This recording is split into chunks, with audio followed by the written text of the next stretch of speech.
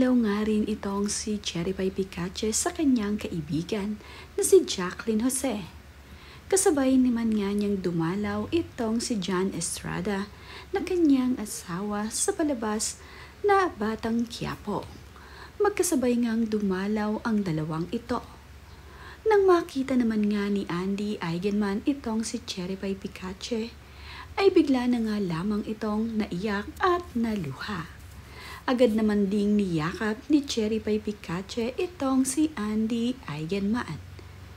Matalik na magkaibigan nga itong sina Jacqueline Jose at itong si Cherry Pie Picache. At ito namang ding si Andy Eigenman ay sobrang malapit dito kay Cherry Pie. Magkakasama nga sila noon sa trabaho kaya naman ganoon na nga lamang itong si Andy Eigenman na naging emotional nang magkita sila ni Cherry Pie. Mahigpit na yakap nga rin ang ibinigay ni John Estrada para dito kay Andy Eigenman. Talaga namang naiiyak itong si Andy nang makita din itong si John Estrada.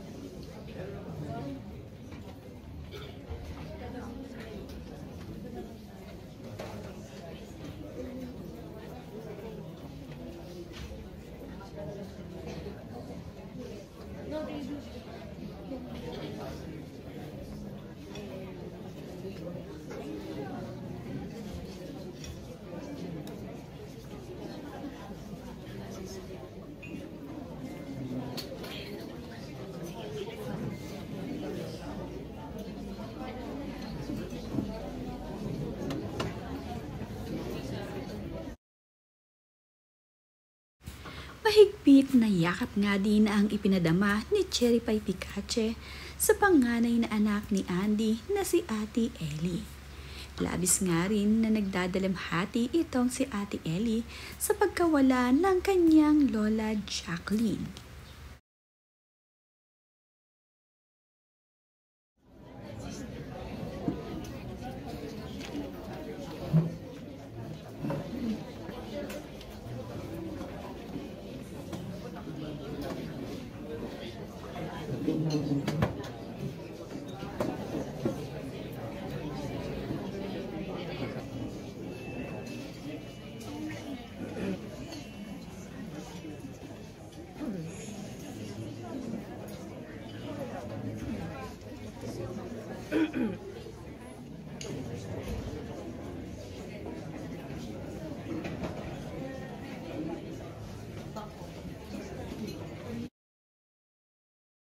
Dumalaw din dito kay Jacqueline Jose itong si Fen Medina kasama ang kanyang anak. Nagkasama-kasama nga sila noon ni Jacqueline Jose.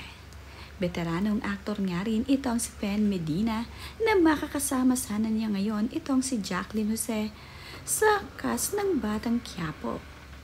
Ngunit nawala na nga itong si Jacqueline kaya naman hindi na matutuloy ang kanilang muling pagsasama dito sa palabas na Batang Quiapo. Niyakap din naman ng anak ni Fen Medina itong si Andy Eigenman upang ito ay makiramay dito.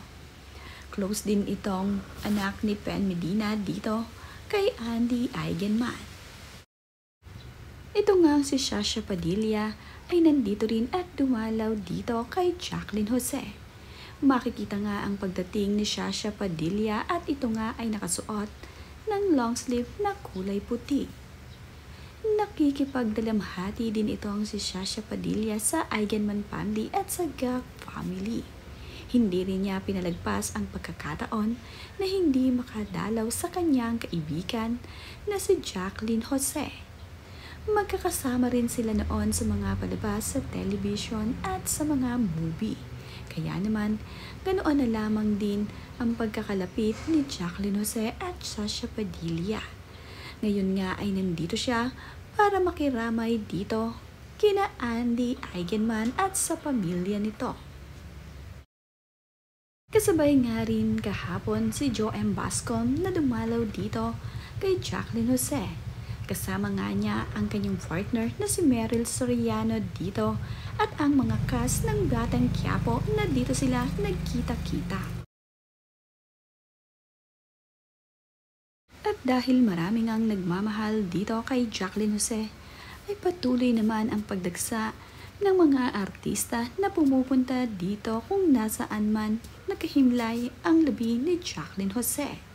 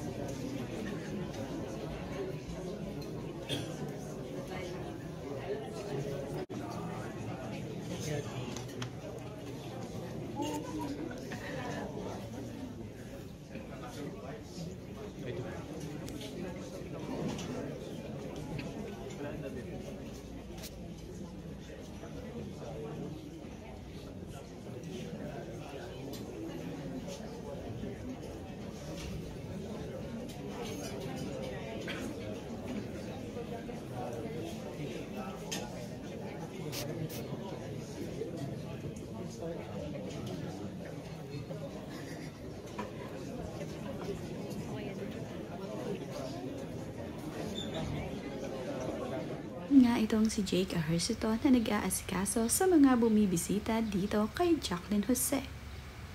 Malaki nga ang naging partisipasyon ni Jake Ejercito dito sa naging lamay ni Jacqueline. Mga kapwa artista nga ay nandirito para kay Jacqueline Jose at para sa pagsuporta dito kay Andy Eigenman.